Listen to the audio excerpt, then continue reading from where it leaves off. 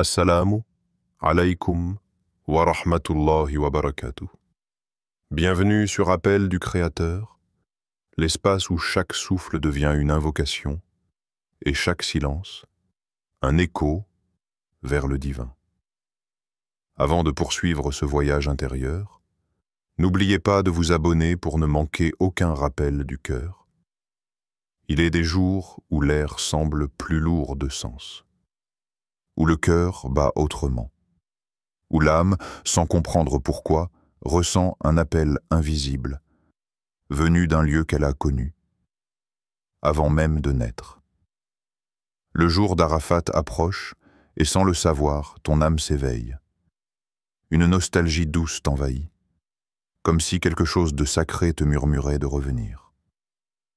Pas vers un lieu extérieur, mais vers lui, vers celui dont tu t'es éloigné sans même t'en rendre compte. Le jour d'Arafat n'est pas un simple jour dans le calendrier islamique. C'est un miroir tendu vers l'âme. C'est la voix de l'invisible qui t'appelle sans bruit. Un appel silencieux, mais si puissant, que ton cœur frémit à sa seule approche. Il y a dans ce moment quelque chose de sacré. Une lumière fine et pénétrante que seuls les cœurs éveillés perçoivent. Elle traverse le voile du quotidien. Elle traverse les remparts du mental. Elle descend directement dans le lieu secret de la poitrine. Et là, elle frappe, doucement.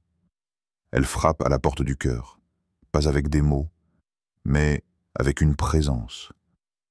Tu ressens cette soif intérieure, ce vide que rien de ce monde ne parvient à combler.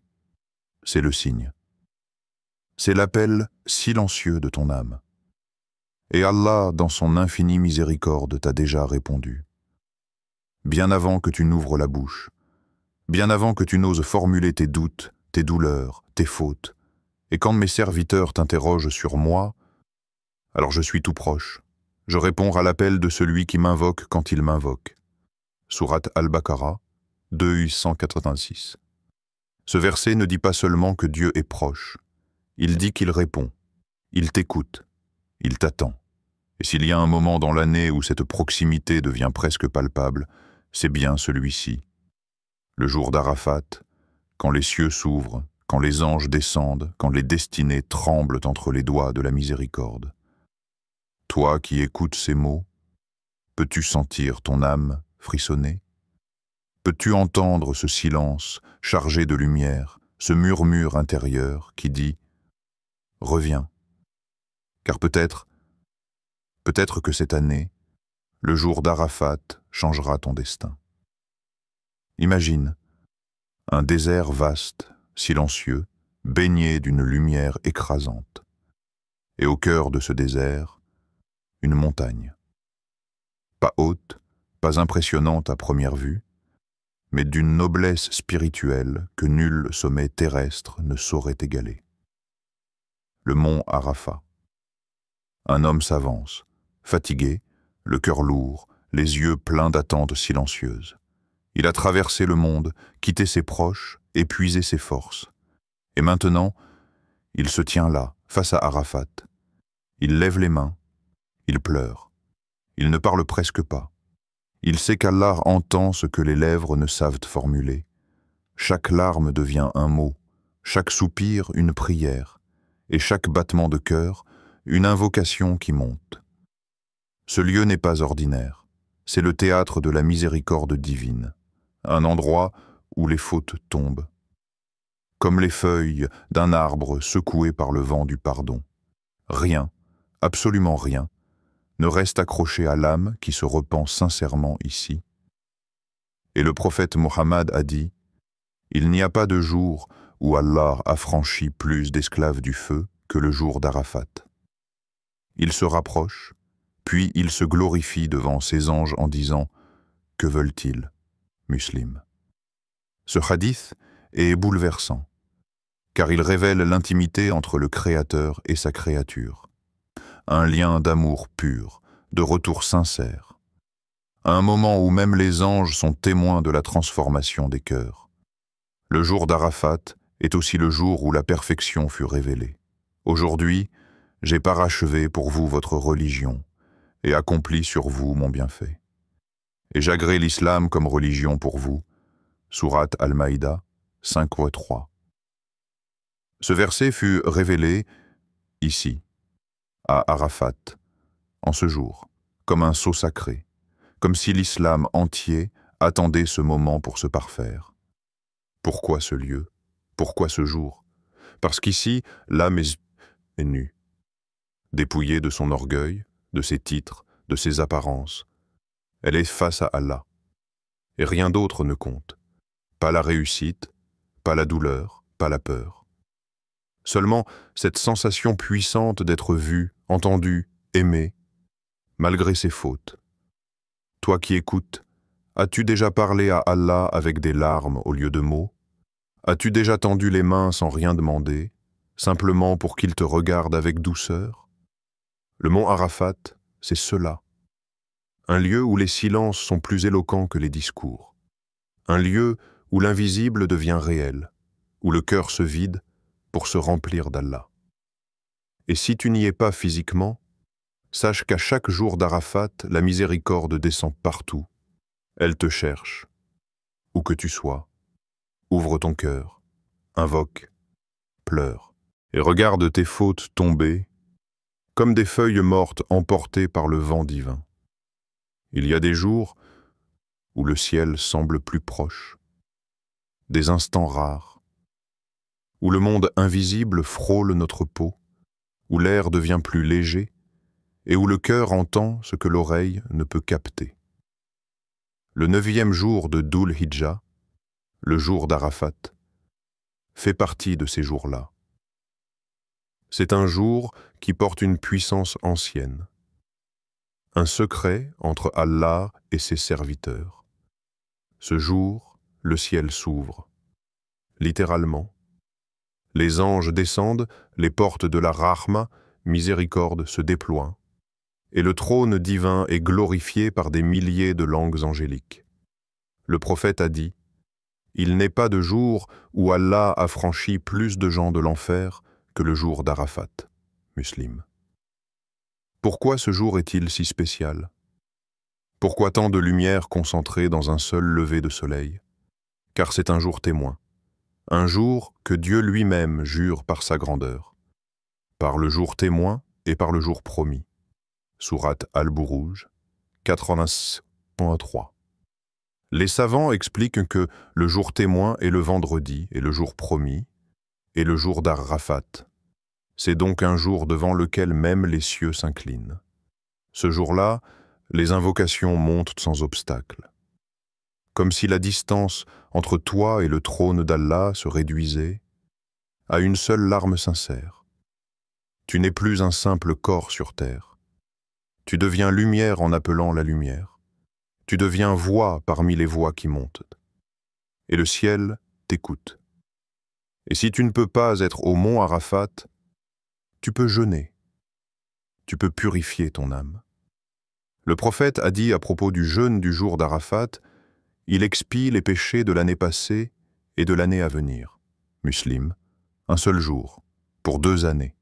2 années de fautes, d'égarements, d'oubli, effacés par un seul acte de foi, par un jeûne silencieux, mais entendu dans les cieux. Ce 9e jour est un rendez-vous divin, un moment suspendu, un souffle sacré dans l'agitation du monde.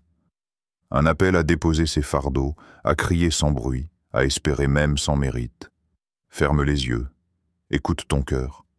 Sens-tu le ciel s'ouvrir au-dessus de toi? Peux-tu entendre les ailes des anges frôler les vents du matin? L'invisible n'est pas lointain. Il est là.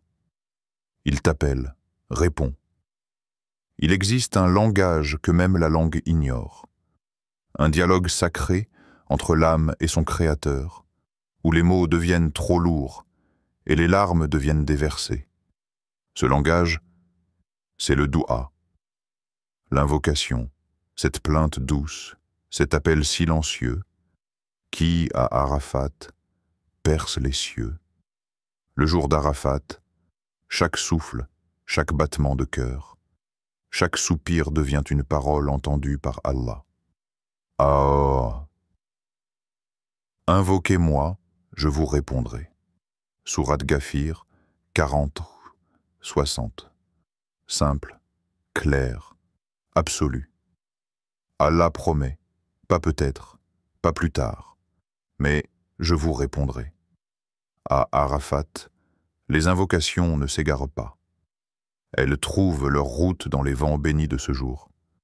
Même si tu ne sais pas formuler ta douleur, même si tes mots tremblent, même si ta voix s'éteint, Allah lit ce que ton cœur hurle en silence. Il y avait un homme qui pendant des années avait levé les mains sans réponse apparente. Le cœur sec, les mots usés. Jusqu'au jour où, sur le sol poussiéreux de Arafat, il s'effondra, vidé de tout espoir, et ne dit que cela. Ya Allah, je n'ai plus rien, que toi. Et ce fut ce jour-là, ce soupir-là, ce rien-là, qui ouvrit les portes qu'il pensait à jamais fermer.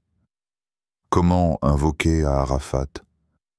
Pas avec éloquence, mais avec vérité. Avec un cœur brisé, non pour se plaindre, mais pour se confier. Tu n'as pas besoin d'un langage parfait. Tu as juste besoin d'une présence réelle, d'un cœur humble, d'une certitude immense que celui que tu appelles t'écoute déjà. Et surtout, n'oublie pas que l'invocation la plus entendue est parfois celle que tu fais dans tes larmes. Ces larmes que tu caches, que tu retiens, que tu verses dans le secret du cœur, sont connues d'Allah, car il est celui qui connaît la trahison des yeux et ce que les poitrines cachent. Sourate Ghafir 40, 19. Fais silence. Écoute le chant discret de ton âme. Elle dit peut-être déjà ce que ta langue n'ose pas formuler. À Arafat, chaque battement de cœur devient une invocation. Chaque larme devient un verset. Et chaque souffle peut réécrire ton destin. Il y a un secret que beaucoup ignorent. Le destin n'est pas une prison. Le destin est un manuscrit, dont certaines pages sont encore blanches. À Arafat, Allah, dans sa majesté, te tend la plume invisible, et il te dit, dans le silence du cœur, écris. Allah efface ce qu'il veut, et il établit ce qu'il veut, et auprès de lui se trouve la mère du livre. Sourate Ar-Ra'd 13-39. Comprends bien. Ton passé ne t'emprisonne pas. Tes erreurs ne sont pas une condamnation, car Allah efface. Il établit, il transforme.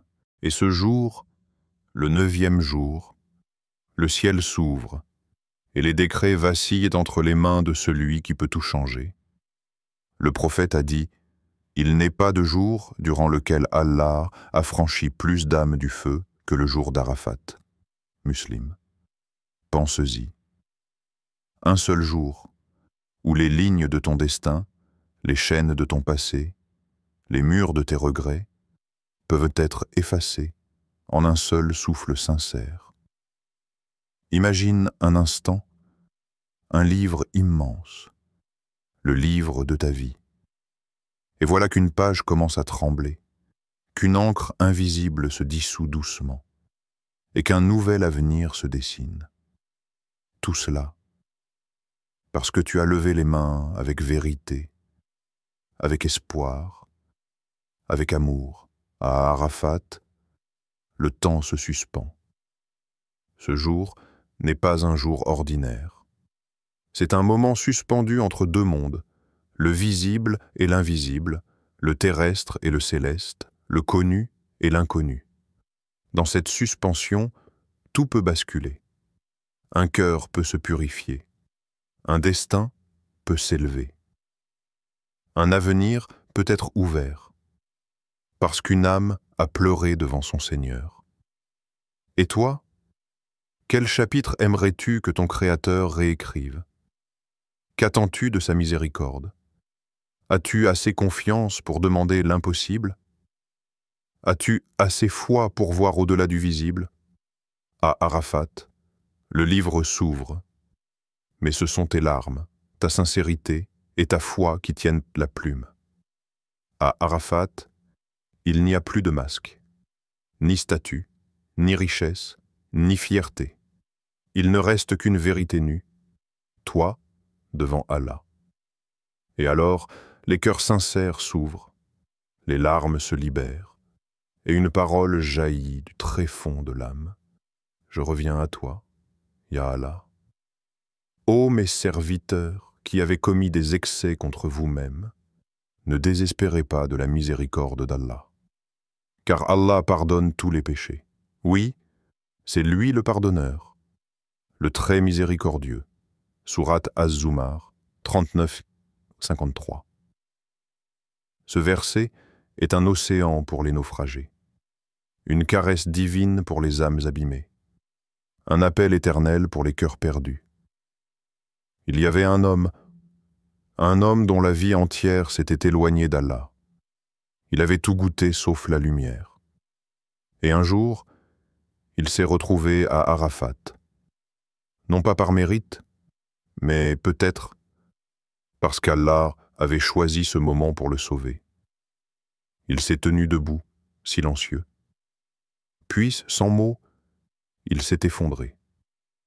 Ses mains tremblaient, ses larmes tombaient, et son cœur criait dans le secret « Ya Rab, j'ai échoué, mais je veux revenir. » Ce jour-là, cet homme est né une seconde fois. Pas de cris, pas d'appel, juste des larmes. Et Allah, lui, a tout entendu. Le tauba sincère ne laisse jamais l'âme intacte. Il la purifie. Il la lave comme une pluie céleste lave une terre desséchée. Et à Arafat, cette pluie descend du ciel, dans les cœurs brisés. Le prophète a dit « Celui qui se repent d'un péché est comme celui qui ne l'a jamais commis. » Ibn Majah. Ressens-tu cela? Le poids que tu portes peut être dissous en un seul moment de sincérité. Une larme, un soupir, et le cœur devient plus pur qu'un nouveau-né. Et toi, qu'as-tu caché derrière ton sourire? Quel fardeau tires-tu dans le silence? Qu'attends-tu pour lâcher prise et pleurer devant celui qui t'aime plus que toi-même? Arafat n'est pas une fin, c'est une renaissance. Et ce ne sont pas tes fautes qui décident de ton avenir, mais ton regret, ton retour et ta confiance en la miséricorde d'Allah. À ce moment, là où les péchés tombent comme les feuilles en automne, tu peux redevenir lumière. Il y a, au-dessus de nous, un monde invisible qui nous observe. Silencieux, lumineux, fidèle. Le jour d'Arafat, ce monde descend. Des anges par myriades, déployés sur la terre sacrée, assistant au spectacle le plus émouvant. Les larmes des serviteurs, revenant à leur Seigneur. Dans un hadith bouleversant, le prophète a dit « Il n'y a pas de jour où Allah affranchit plus d'âmes du feu que le jour d'Arafat. » Il s'approche, puis se vante d'eux auprès des anges en disant « Que veulent-ils, musulmans? As-tu compris? Allah te mentionne par ton nom devant les anges. Toi, simple poussière d'un monde éphémère, tu es nommé dans les cieux éternels lorsque ton cœur s'effondre en toute sincérité. Le jour où chaque âme viendra avec un conducteur et un témoin. Sourate Kaf, 5 21. Ce verset nous projette vers le jour dernier où deux anges t'accompagneront, l'un qui t'aura guidé et l'autre témoin de chaque battement sincère de ton cœur. À Arafat, ces témoins sont déjà présents. Ils entendent ton souffle brisé, ils notent chaque soupir de retour vers Allah et ils voient la lumière renaître dans ton cœur. Imagine, à l'instant où tu lèves les mains, là où personne ne t'entend, une voix résonne dans le royaume céleste. « Voici mon serviteur, il revient à moi, je suis satisfait de lui. » Il y avait une femme parmi les pèlerins, seule, discrète. Elle n'a pas pu parler, ni formuler ses invocations avec aisance. Mais son cœur hurlait, des regrets, des douleurs, des espoirs. Elle n'avait que ses larmes comme langage. Et ce jour-là, les anges l'ont entendu. Et son nom est monté au ciel. À Arafat, ce ne sont pas les plus éloquents qui sont les plus exaucés, mais les plus sincères. Ceux dont le cœur se fissure et qui remettent entre les mains d'Allah leur passé, leur futur, et ce qu'ils n'osent même pas dire à voix haute. Penses-tu que personne ne te voit dans ta douleur? Que ta lutte est silencieuse, ignorée? Non. Il y a des anges témoins de ton nom. Et lorsque tu te tiens devant ton Seigneur en ce jour béni, chaque battement de ton cœur devient une déclaration dans les cieux, et le silence des anges s'incline devant ta sincérité. Il y a dans la nuit d'Arafat un silence qui pèse plus lourd que les cris, une atmosphère différente. Le monde dort, mais certains cœurs s'éveillent, et dans le secret de l'obscurité, Allah les regarde. Ils dormaient peu la nuit, et aux dernières heures, ils imploraient le pardon. Sourate Ad-Dariyah, 51, date 17, 18. Ces versets ne parlent pas d'élus, ni de prophètes, ni de savants. Ils parlent de ceux qui ont choisi de rester debout quand tout appelait au sommeil. Des âmes discrètes, mais grandes dans le regard d'Allah. La nuit d'Arafat n'est pas une simple transition avant l'Aïd. C'est une porte invisible, ouverte pour ceux qui cherchent un nouveau départ. Ceux qui se lèvent avant l'aube, non pas par obligation, mais par amour. Ils savent que dans cette nuit, les cieux s'approchent et que les cœurs qui battent au rythme du dhikr sont entendus dans l'infini. On raconte l'histoire d'un homme perdu. Il avait tout essayé, la richesse, les plaisirs, le pouvoir, mais son âme était en ruine. Un jour, il entend parler de la nuit d'Arafat, et il décide, sans comprendre pourquoi, de veiller seul dans sa chambre. Pas à la Mecque, pas en pèlerinage, juste lui, Allah et la nuit. Il a pleuré comme un enfant, il a parlé comme à un ami, et dans ce silence sacré, il a trouvé ce qu'aucun monde ne pouvait lui offrir, la paix. Depuis, chaque année, il reste éveillé cette nuit-là, et sa vie a changé. Ceux qui veillent dans la nuit d'Arafat ne cherchent pas à impressionner. Ils n'ont souvent que leur faute, leur espoir et leur amour. Mais ce sont eux que les anges entourent, ce sont eux que les cieux embrassent. Et toi, qu'attends-tu de cette nuit? Si ton âme est blessée, si ton cœur est confus, si tu portes un poids silencieux, alors réveille-toi, lève-toi pour ton destin. Les lignes de ta vie peuvent changer dans une seule nuit de sincérité. Qiyam al-Layl n'est pas réservé aux saints. Il est pour les fatigués, les repoussés, les brisés, car Allah est plus proche la nuit, et encore plus durant cette nuit. Ton destin dort peut-être, mais toi ne dors pas. Veille, invoque, pleure, et vois comment le ciel s'ouvre, même loin d'Arafat. Le soleil se lève, mais ce n'est pas le même monde. Ce n'est plus le même toi. Tu es passé par Arafat, même si ce n'était que par le cœur. Tu as pleuré, tu as invoqué, tu as veillé, et Allah a vu. 10. Par la grâce d'Allah et par sa miséricorde, qu'ils se réjouissent donc. Sourate Yunus, 10-58. Ce verset est la réponse. Oui, réjouis-toi. Pas d'une joie mondaine, mais d'une joie pure, qui naît du pardon, de la lumière retrouvée et d'un lien renforcé avec ton Seigneur. Le jour de l'Aïd est souvent fêté à l'extérieur, habits neufs, sourires, viande sacrifiée. Mais l'Aïd, le plus vrai, est celui du cœur, celui qui a laissé ses péchés à Arafat, celui qui est revenu à Allah comme un enfant lavé de tout. Tu es maintenant ce cœur purifié, et avec cela vient une responsabilité. Transmets, rayonne, deviens porteur de lumière.